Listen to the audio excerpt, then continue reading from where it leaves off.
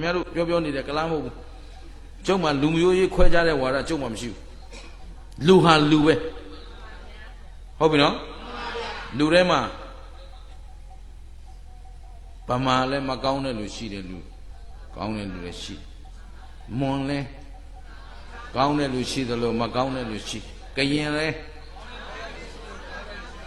လူမျိုးနဲ့မဆိုင်ဘူးလူမျိုးကိုထိခိုက်ပြီးမပြောအပ်မှတ်ထားဘာသာမှလည်းဒီတိုင်းပဲသူ့ဘာသာအလိုက်အယူမှန်စွာကျင့်နေတဲ့ပုဂ္ဂိုလ်တွေရှိတယ်လို့အယူမှားနေတဲ့ပုဂ္ဂိုလ်တွေနင့်ဗုဒ္ဓဘာသာဘယ်လောက်တန်ရှင်းလို့တော့ဘောပါလားဘာသာအလိုက်လဲအပြစ်မဖွဲ့ပါနဲ့အရေးကြီးတာကိုယ်အယူဝါဒစင်ကြယ်ဖို့အရေးကြီးတယ်